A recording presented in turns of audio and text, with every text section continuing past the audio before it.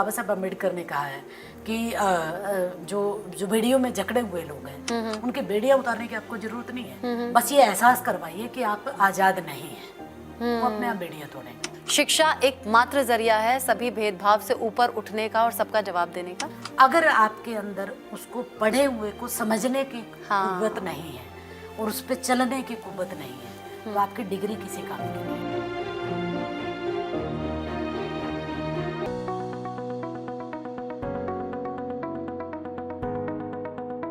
बचपन में जो जख्म मिले, जो भेदभाव हुआ, वो कितना बदल पाई? टीचर एक तरह से कास्ट प्रैक्टिस करते हुए ये कहते थे कि तुम्हें पढ़ के क्या करना है, तुम्हें तो किसी दूसरों के घरों में गोबर ही उठाना है। आज प्रोफेसर हूँ संस्कृत की और डायरेक्टर हूँ स्कूल ऑफ ह्यूमैनिटीज़ की, इतने बड़े ओपन इंटरनेशनल यूनिवर्सिटी में। जब मुझे पानी पीने के लिए नहीं दिया जाता था, घड़े को हाथ नहीं लगाने दिया जाता था, फिर जब कोई दूसरा विद्यार्थी आएगा वो घड़े में आपको पानी निकाल के देगा, पिएगा। जैसे बाबा साहब अम्बेडकर ने कहा है कि जो बेड़ियों में जकड़े हुए लोग हैं उनके बेड़ियां उतारने की आपको जरूरत नहीं है। बस ये एहसास करवाइए कि आप आजाद नहीं हैं, वो अपने आप बेड़ियां तोड़ेंगे। शिक्षा एक मात्र जरिया है सभी भेदभाव से ऊपर उठने का और सबका जवाब देने का।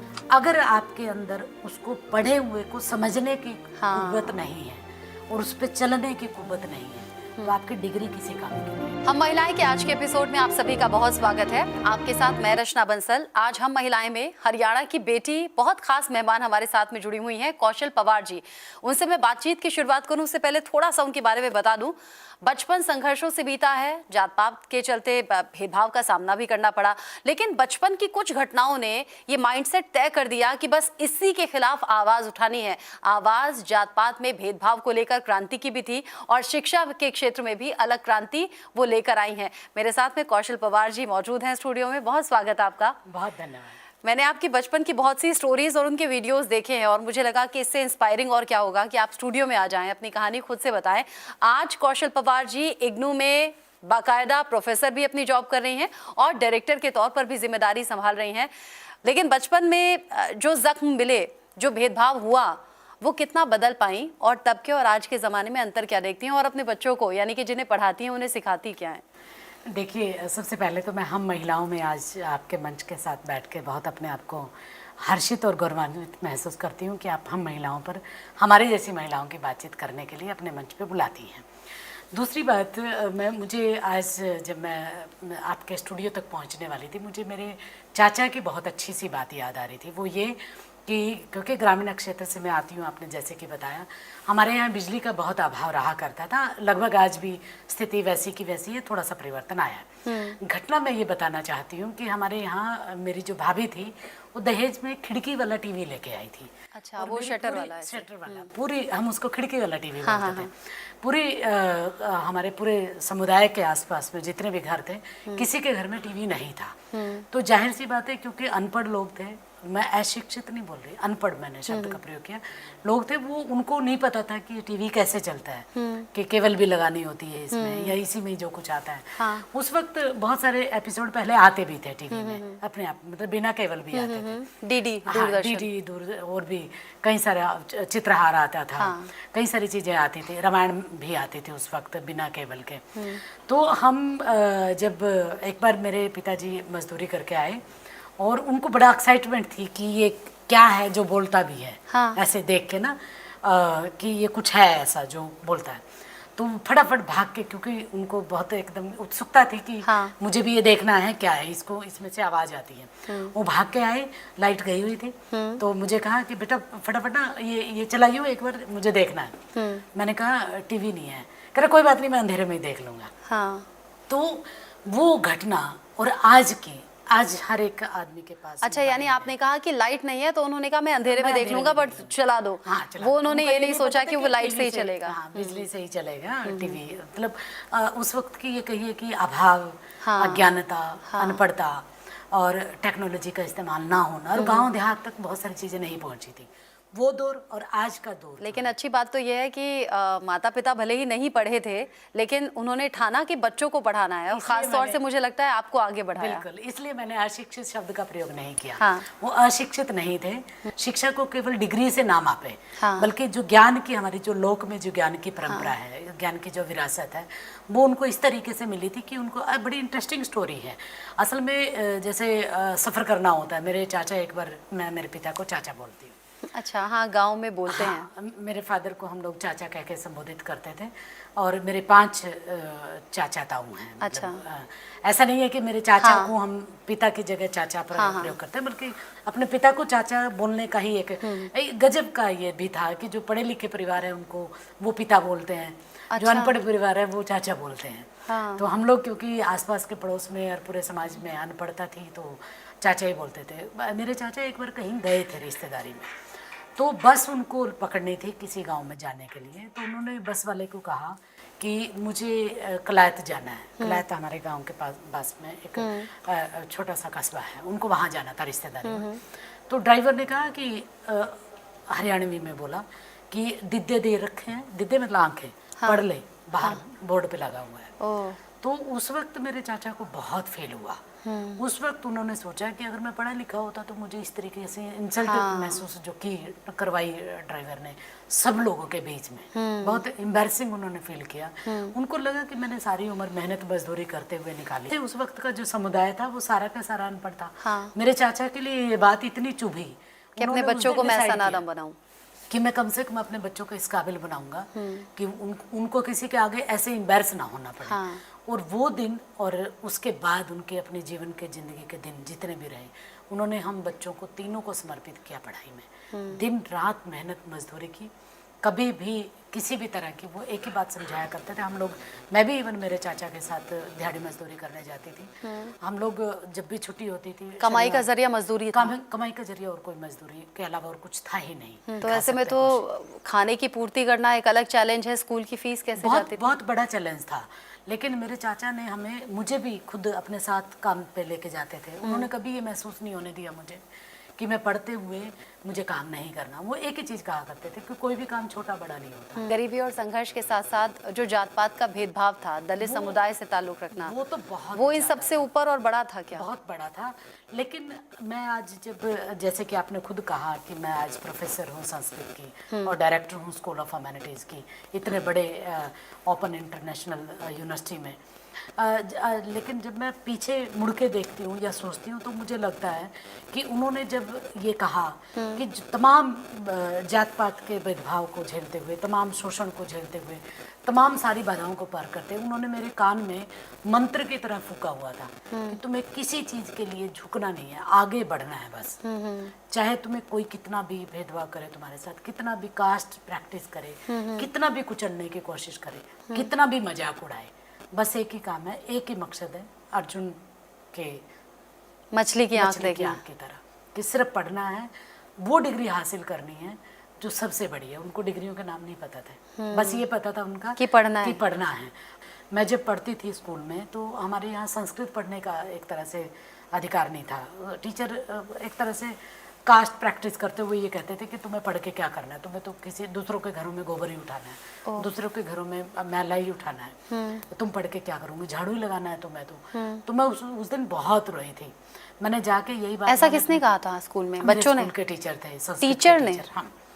तो जब मैं मेरे चाचा के पास रोते हुए गई और जब मैंने ये बात कही कि मेरे को टीचर ने ऐसे ऐसे बोला, तो मेरे चाचा ने मुझे उस दिन एक रामबाण दिया। उन्होंने मुझे कहा कि ये जो मास्टर की पढ़ाई है ना, इससे ज़्यादा पढ़ाई पढ़नी है। ओह। ये जो इसने जो डिग्री ले रखी होगी, उनको डिग्री का नहीं उनको पता था, लेकिन बस उन्होंने ये कहा कि ये मास्टर की जो क्वालिफिकेशन है, इससे ज़्यादा बड़ी कुर्सी तुम्हें लेनी है, इससे ज़्यादा बड़ी पढ़ाई तुम्हें करनी है। वो क्या थी क्या नहीं थी उस वक्त आपको भी नहीं पता होगा इससे बड़ी पढ़ाई कौन सी होती है? मुझे भी नहीं पता था। लेकिन जैसे जैसे मैं बढ़ती गई, मैंने गांव से 12th किया, फिर ग्रेजुएशन किया कैथल से, फिर पोस्ट ग्रेजुएशन किया कुरुक्षेत्र यूनिवर्सिटी से। तो जब मैं कुरुक्षेत्र यूनिवर्सिटी में पहुंची तब तक मुझे पता लग चुका था कि हाईएस्ट डिग्री PhD है, जिसके बाद नाम के आगे डॉक्टर लगता है। और जो मास्टर की डिग्री होती है वो BA BEd होती है। तो मैं बीए क्रॉस कर चुकी थी, मैं एमए में आ चुकी थी। तो मेरे चाचा उस वक्त जीवित थे, तो उन्होंने जैसे जिस दिन मैंने बीए किया था और जिस दिन मैंने एमए में एडमिशन लिया, तो मैंने मेरे चाचा को आके बताया था कि आज मैंने उस मास्टर से बड़ी डिग्री मैंने एडमिशन लिया है। तो बहुत खुश हुए थे, क्योंकि मेरे चाचा जब मैं एमए कर रही थी तब तक जीवित थे। एमए फर्स्ट ईयर में मेरे चाचा थे मेरे साथ, लेकिन उनको जो खुशी हुई थी वो आज खुशी मैं किसी के सामने बयां भी नहीं कर सकती शब्दों में। जो आंखों में उनके था, जो उन्होंने मुझे देख के महसूस किया, मतलब कितना प्राउड जो एक किसी भी माँ बाप को होता होगा, मैं बयान भी नहीं कर सकती। जब मेरे गांव में दूसरे जो अपर कास्ट के लोग थे, जब वो ये सुनते थे कि मैं, क्योंकि मेरा कॉलेज जिले में जाना पड़ता था कॉलेज के लिए, तो मेरे गांव के जो मेरे आस पड़ोस के जो अपर कास्ट के लोग थे, वो भी मेरे चाचा को समझाने आते थे, लड़की का मामला है कि पढ़ाने लिखाने मत भेजो, ढकी हुई चादर अच्छी लगती है, ऐसी मतलब लोक में जो है वो चीज़ें। तो मेरे चाचा ने बस उनसे एक ही बात कही कि मेरी बेटी पे मुझे भरोसा है और मेरी बेटी मेरा गरूर है, वो ऐसा कोई काम नहीं करेगी जो मेरे ऊपर, मेरे समाज के ऊपर, मेरे गांव के ऊपर आँच आए। और मेरी बेटी लगातार पढ़ रही है। तो वो जो उनकी ललक थी, और जो विश्वास उनका मेरे ऊपर था, उस पर आप बिल्कुल खरी उतरी। हाँ, मैं बिल्कुल खरी उतरी। इसलिए मैं कहती हूँ कि अगर माँ बाप बच्चों को जन्म देते हैं तो वो किस्मत भी लिख कर देते हैं। और मेरे चाचा ने मेरी किस्मत बचपन में ही तय की थी कि मुझे किसी भी परिस्थिति से हार नहीं माननी। अच्छा, वो जो स्कूल और गांव के वो जो ऊंची जाति के लोग थे जो ऐसे नाक ऊंची करके चलते थे और आप लोगों को बताते थे कि वहीं रहो, झाड़ू ही लगानी है, मैला ही उठाना है, फिर जब आपने पढ़ाई से अपनी किस्मत बनाई और किस्मत बदली, जवाब मिला उन्हें? बहुत अच्छा जवाब मिला। और सच बताऊं तो उन्होंने जो जवाब, मैंने जब अपने काम से उनका जवाब दिया, उनका सीना तो मेरे चाचा से भी ज़्यादा फूला है। अच्छा। और वो आज आप देखिए, आज मैं यूनिवर्सिटी में प्रोफेसर हूँ, कितने गांव के लोगों का मैं काम करती हूँ। किसी का एडमिशन का होता है, किसी का गाइडेंस का होता है, किसी को। और ये वही लोग हैं जो ताने मारते थे? जो ताने मारते थे, आज वो अपने पोते पोतियों के एडमिशन के लिए मुझे आके कहते हैं। मेरे चाचा ने एक चीज़ और मुझे सिखाई थी कि किसी भी चीज़ का स्वाभिमान नहीं करना। हाँ। तो मतलब मेरे अंदर कभी उनके प्रति कोई कलुषता नहीं रही, क्योंकि जो देखिए, मनुष्य बनता किससे है? समाज से। समाज का जो परिदृश्य है, जो चारों तरफ का जो वातावरण है, उसी से ही एक मनुष्य की एक विचार बनता है, अपना धारणा बनती है वो। क्योंकि पूरा समुदाय और पूरा समाज का ही एक ऐसा, महिलाओं को आप मेरी जैसी दलित महिलाओं को तो छोड़ दीजिए, जो मेरी जो दूसरी बहनें, जो दूसरे अप्रकाष्ट की महिलाएं हैं, वो भी वही हैं। मतलब ऐसा नहीं है कि वो मेरे लिए, मतलब मैंने जब इसको बहुत शांति से, बहुत उस वक्त नो डाउट बहुत खराब लगता था, जाहिर सी बात है। जब मुझे पानी पीने के लिए नहीं दिया जाता था स्कूल में, मुझे जो घड़ा, कहाँ पानी नहीं पीने स्कूल में, जो मैं जिस गांव में, मेरे गांव में जो राजो की मैं हूँ, मेरे गांव में क्योंकि पानी, नल की सुविधा नहीं थी, तो घड़े में रख के पानी के लिए प्रावधान था कि पिया जाए। तो उस पानी को पीने नहीं दिया जाता था हमें। वो पानी घड़े को हाथ नहीं लगाने दिया जाता था। फिर जब कोई दूसरा विद्यार्थी आएगा, वो घड़े में आपको पानी निकाल के देगा, पिएगा। लेकिन मेरे साथ बड़ी इंटरेस्टिंग चीज़ थी। मैंने क्या किया था, मुझे जब देखा मैंने कि हमें पीने नहीं दिया जा रहा, तो मैं क्या करती, मैं हल्के से जाके उस पर तख्ती मार देती थी, तो पानी पूरा गिर जाता था सारी क्लास में। तो 1-2 बार मैंने छुपके किया, तो मुझे स्टूडेंट्स ने पकड़ मतलब वो क्रांतिकारी सोच बचपन से ही आ चुकी थी कि मुझे तो इसके खिलाफ जाना है। बहुत पिटाई की, पूरी क्लास ने पिटा मुझे लात घुस्सों से, घड़ा तोड़ने पर। तुम घड़ा तोड़ती हो।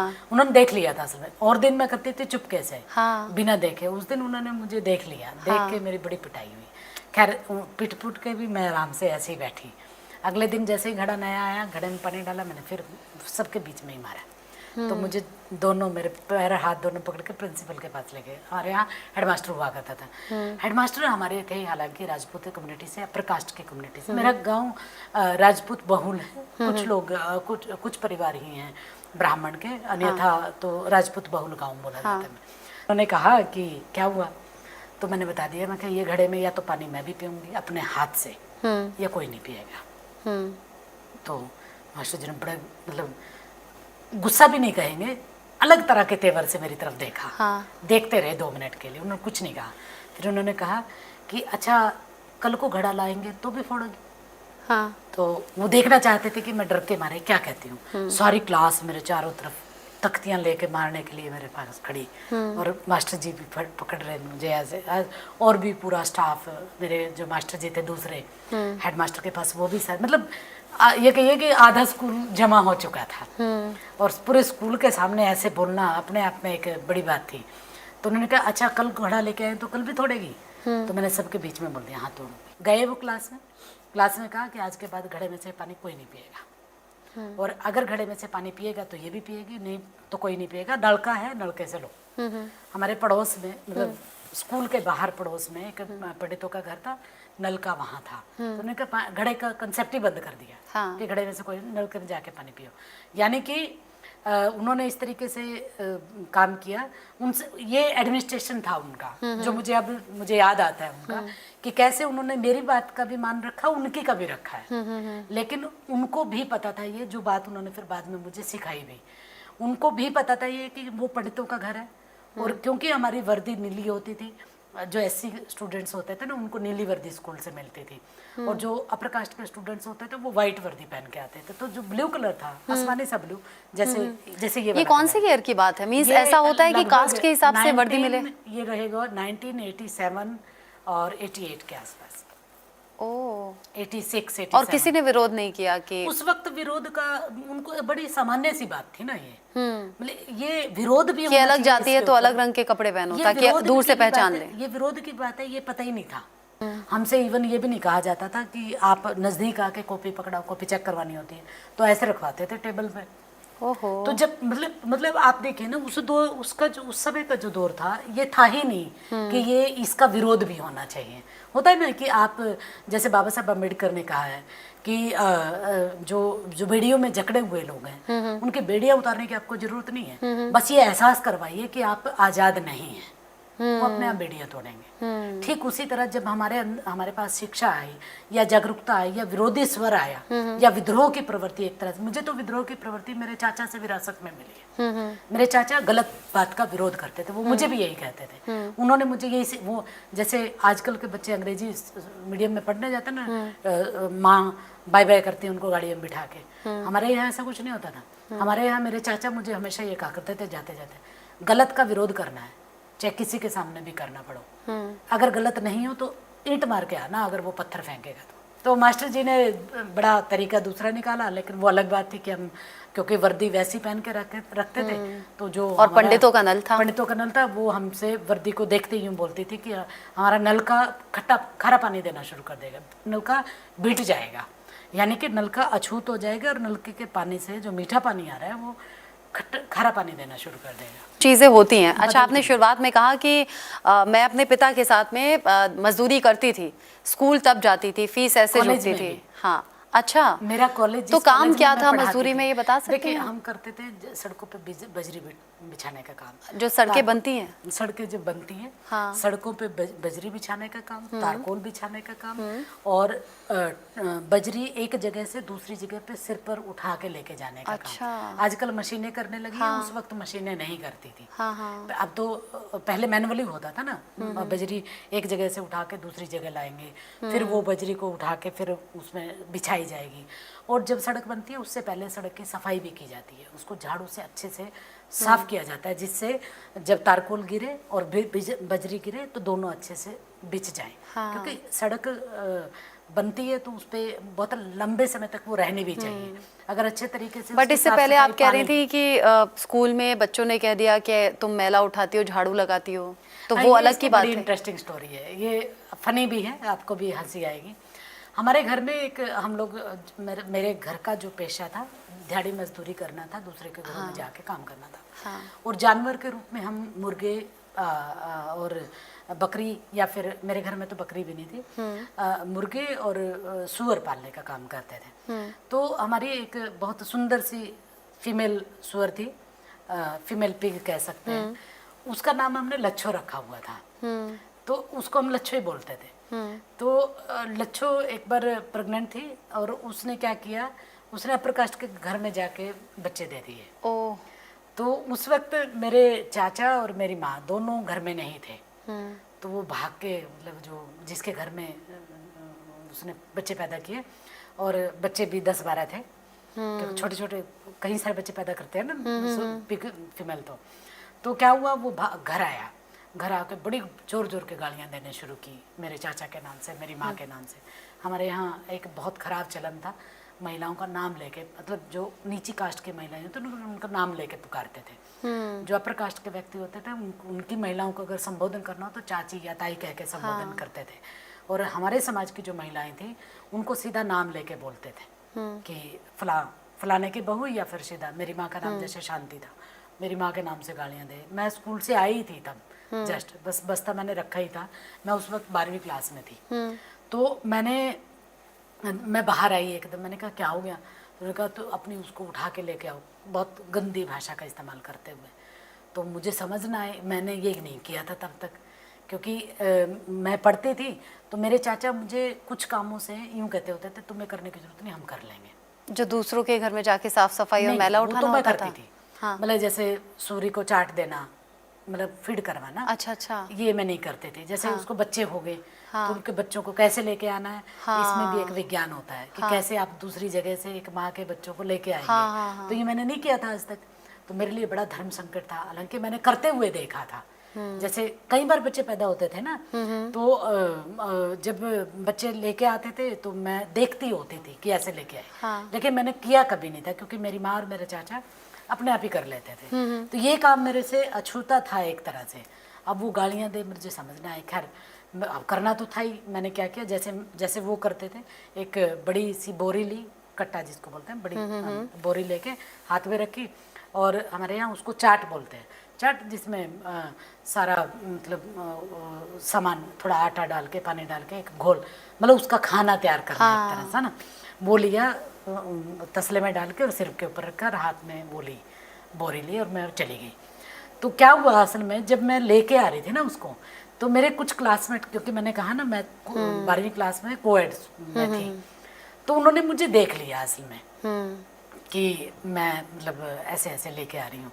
हालांकि देखिए, मैं इस बात को बहुत गर्वान्वित उससे कहती हूँ, ये काम था हमारा, और इसमें मुझे शर्मिंदगी की कोई बात नहीं थी, और ना कभी मुझे महसूस हुई। लेकिन कई बार क्या होता है ना, बच्चा जब पैदा होता है ना, बच्चे को नहीं पता होता वो किस जाति में पैदा हुआ है, किस धर्म में पैदा हुआ। जैसे ही बच्चा बड़ा होगा, बच्चे को सिखाया जाता है, या सीखा घर के बड़ों के जरिए लेता है वो कि वो किस उसमें पैदा हुआ। ठीक उसी तरह मुझे भी नहीं पता था, मैंने तो देखा हुआ था घर में, मुझे लगता था कि ये काम है, तो मैं उसको काम की तरह ही देखती थी। ये काम एम्बैरसिंग हो सकता है दूसरों के लिए, बेइज्जती वाला है, ये मुझे पता ही नहीं था, इसका एहसास ही नहीं था, क्योंकि ऐसा अनुभव उस तरीके से हुआ नहीं। तो क्या हुआ, मैं जैसे जैसे उन्होंने बताया था, मुझे ऐसे ही मैंने तसला सिर के ऊपर रखा, तो उनका एक बच्चा मैंने हाथ में लिया, दूसरे बच्चे से ऐसे करके सारे बच्चे पीछे पीछे आए मेरे, क्योंकि एक बच्चा मैंने पकड़ा होता ना, तो उसकी माँ पीछे पीछे आई फिर मेरे। तो लालच दिया ना मैंने फिर उसको। अच्छा, ये ट्रिक होती होगी ऐसे लाने की। ऐसे करके घर तक लेके, तो रास्ते में मेरे 2-3 क्लासमेट मुझे मिल गए, और मैं क्योंकि उस वक्त स्पोर्ट्स में भी थी, तो मैं फिजिकल एजुकेशन में थी, और मैं स्पोर्ट्स में ठीक ठाक थी, अच्छी थी। और हरियाणा की तो कल्चर ही है, वहाँ तो बच्चा लड़की हो या लड़का हो, पैदा होते ही मतलब हट्टा कट्टा तगड़ा होता है। मैं भी उस वक्त ऐसे ही थी। तो फिजिकल एजुकेशन के बच्चे ही थे वो, जिन्होंने मुझे देखा। स्कूल जाना था, मुझे पता था, मैं मेंटली प्रिपेयर थी। हालांकि मैंने हल्के से चाचा को कहा, मेरे चाचा को बिना बताए मेरी बात समझ आ जाती थी, मैं उनको डायरेक्ट कुछ नहीं कहती थी, मेरे को देखते ही उनको समझ आ जाता था कि कुछ हुआ है। और वो देख लिया था उन्होंने कि वो लेके आई थी, आज सूरी के बच्चों को खुद लेके आई। घर में गई तो हमारी फिजिकल एजुकेशन की जब क्लास थी, उन्हीं के साथ जब मैं क्लास थी, तो मैं डिस्कस थ्रो में बहुत अच्छी प्लेयर थी, फर्स्ट आती थी मैं हमेशा। तो मैं ऐसे ही हमारा फिजिकल के टीचर भी थे, राज मेहता जी थे, तो राज जी क्लास ले रहे थे, और उन्होंने जैसे मैंने मेरी टर्न आई तो उन्होंने बहुत गंदा कमेंट किया, डॉट। मैंने बस उनको ये कहा, उन्होंने पहला सेंटेंस ऐसा बोल के, वो मैं नहीं बोल सकती चैनल पर, बहुत घटिया बिलो द बेल्ट कमेंट था। दूसरा उनका कमेंट था जो मैं कह सकती हूँ, उन्होंने कहा कि ऐसे नहीं, डिस्कस थ्रो ऐसे नहीं फेंकी जाती, तुम तो सूर पालने का काम करो, ज़्यादा ठीक है। तो मैंने मतलब पहला वो सेंटेंस तो मैंने सुन ही लिया था, मेरे को ही सुना के कहा गया था। दूसरा सेंटेंस जब उन्होंने कहा तो मेरे टीचर ने भी सुना था, ये मैंने ऑटोबायोग्राफी में भी लिखा हुआ है अपनी। तो उन्होंने भी सुना था।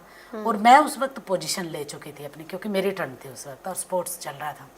तो मैंने जैसे ही अपना पोजीशन लेकर किया, मैंने फिर जवाब दिया उनका। मैंने डिस्कस थ्रो माँ के पेट से फेंकते हुए पैदा नहीं होता, वो प्रैक्टिस से आती है, आइए उनके मैदान में। तो ये एक अलग तरह का चैलेंज था। बहुत सारे चैलेंज थे, उसके बाद बढ़ते हुए भी आगे जैसे आने वाले दिनों में आए। लेकिन मोस्ट जो पेनफुल जो होता है ना, वो ये होता है कि आप इन चीज़ों को इस तरीके से देखते हैं कि सामने वाला सारी चीज़ छोड़ के आपके पैरों में गिर जाए। आप कोई भी तरीका ऐसा नहीं छोड़ते कि जिससे इंसान की अस्मिता बनी रहे। मतलब आप देखिए, ये मुझे दिख रहा है ऐसा है कि आप इमोशनल हो गई हैं वो सब याद करते हुए। मतलब मैं बस इतना ही कहना चाह रही हूँ कि उस टीचर ने कुछ नहीं कहा, चुप रहा। मेरे लिए जितना पेनफुल उन स्टूडेंट्स को वो देखना था, उनसे ज़्यादा पेनफुल उस टीचर की चुप्पी थी। मतलब हम अपने, मतलब आज मैं टीचर हूँ, जरा सा भी कोई क्लास में कोई इनजस्टिस हो तो हम लोग तुरंत टोकते हैं ना कि ये गलत है। मतलब उस टीचर ने, क्योंकि उन्हीं के स्टूडेंट थे, वो भी राजपूत, वो भी राजपूत, कास्ट एंगल काम कर रहे हैं। आपको पता है घोषित रूप से कि ये जो विद्यार्थी है वो किस कास्ट से संबंधित है, तो वो क्यों करेंगे ऐसा। तो एक तरह से हम जिसको एक तरह से जो आज की भाषा में और तमाम संस्कृत ग्रंथों में एक आ जाता है कि गुरु सबसे बड़ा कर्ता होता है। लेकिन मेरा मानना यह है कि जो गुरु या अध्यापक कहें, वो किसी विद्यार्थी के सपनों को चकनाचूर करने में भी कोई कसर नहीं छोड़ता। मतलब कहीं ना कहीं वो भी इस सिस्टम से आया हुआ भागीदार होता है बराबर का, वो चाहे। लेकिन देखिए ना, ऊपर वाले का क्या इंसाफ है कि आज आप खुद गुरु हैं। हाँ, और आपने जब ये सब कुछ झेला है तो फिर आप जानती हैं कि गुरु की भूमिका क्या है, मुझे कहाँ टोकना है या कहाँ रोकना है। मैं तो टोक देती हूँ, मेरे अपने जो फीमेल स्टूडेंट्स हैं उनको भी टोकती हूँ मैं। इवन ये भी कहती हूँ कि देखिए, अनलेस अनटिल अगर आपका मन करता है किसी के साथ बैठ के चाय पीनी है तो आप पीजिए। अगर आपका मन नहीं करता किसी के साथ बैठ के चाय पीनी है तो आपको कोई इम्पोज नहीं कर सकता, ज़बरदस्ती आपके साथ नहीं करता। अगर कोई करता है तो आप उसको तुरंत जवाब दीजिए। अगर आप जवाब नहीं देंगे तो फिर आप, इसका मतलब आप खुद जितना हमारे यहाँ तो कहा जाता है ना कि जितना अन्याय करने वाला दोषी है उतना अन्याय, यानी जितना आपसे हो सकता है आप उतना अलग तरीके से भी शिक्षा बच्चों तक पहुंचाती हैं। अच्छा, आप ऑलरेडी इमोशनल हालांकि हो चुकी हैं, लेकिन एक आखिरी सवाल मैं ये भी जानना चाहती थी आपसे कि जब संघर्ष वाले दिन थे, गरीबी गुर्बत के दिन थे, तो क्या कभी ऐसा भी होता था कि घर में खाने के लिए नहीं है? देखिए, ऐसा ही था असल में। हम लोगों को रोटी का स्वाद सब्जियों के साथ भी होना चाहिए, वो था ही नहीं। क्योंकि हम लोगों के यहाँ अगर दालों का सीजन है तो दाल ही बनती थी, खेत में से दाल लेके आते थे। मसूर की दाल है या चने की दाल है तो वो महीनों दाल ही खाते थे, क्योंकि सब्जी ला के खाई जाए ये नहीं था। घी हमारे यहाँ डालडा ही खाया जाता था, और वो भी तब जब आपके साथ दिहाड़ी मजदूरी आपको इतनी मिली हुई है कि आप बच्चों के लिए डालडा घी रोटी चौपड़ के दें, और सब्जी तो भूल ही जाइए। मतलब आप ये देखिए, हम लोग तो मैं जब पढ़ रही थी, और बाद में तो परिस्थितियाँ बहुत ठीक भी हुई हैं, इसमें भी कोई राय नहीं। हम लोग तो क्या करते थे कि मैं कभी इस चीज़ की तरफ ध्यान ही नहीं दिया कि सब्जी का स्वाद भी होना चाहिए। हम लोग तो स्कूल से आते थे, हम चीनी 2 चम्मच डालते थे पानी के गिलास में, घोलते थे, 2 रोटी लेते थे, उनको फोल्ड करते थे, वैसे मीठे पानी से पी लेते थे। तो अब आप ये देखिए, बचपन में जिसको कहा जाता है कि बचपन तो बड़ा ग्लोरीफाई वाला होता है ना, बचपन के दिन हर कोई याद करके बड़ा अपने आप को हर्षित महसूस करता है। तो जब मुझसे ये पूछा जाता है, बहुत सारे चैनल पे पूछ लिया जाता है कई बार कि आपके बचपन के दिन याद आते हैं, तो मैं ये कहती हूँ कि ऐसा बचपन तो किसी को भी नहीं मिलना चाहिए। अंत में हम महिलाएं के दर्शकों के लिए आपका संदेश, अगर मैं कहूँ कि आपका पूरा ओवरऑल आज तक का सफर सुनकर, शिक्षा एक मात्र जरिया है सभी भेदभाव से ऊपर उठने का और सबका जवाब देने का। बिल्कुल सही है, लेकिन साथ ही साथ जागरूकता। डिग्री होना आपके पास एक अलग बात है। मैं इस नतीजे पे पहुंची आज के समय में। No doubt education is most important to live everything, to know everything, but अगर आपके अंदर उसको पढ़े हुए को समझने की कुव्वत नहीं है और उस पर चलने की कुव्वत नहीं है तो आपकी डिग्री किसी काम की नहीं है। मतलब शिक्षा और जागरूकता के साथ साथ मुझे लगता है जो व्यूअर्स हमारे साथ आज जुड़े होंगे दूर दराज के इलाकों में जो भेदभाव का शिकार हो रहे होंगे जात पात के नाम पर, वो आज कौशल पवार जी की बात से बहुत इंस्पायर होंगे और आगे से आवाज उठाएंगे अपने अधिकारों के लिए। आप स्टूडियो में आए, कीमती वक्त दिया और इतनी ढेर सारी इंटरेस्टिंग बातें बताई, लोगों को मजबूत किया, जो जात पात का शिकार होते हैं उन्हें एक मैसेज दिया। बहुत बहुत शुक्रिया।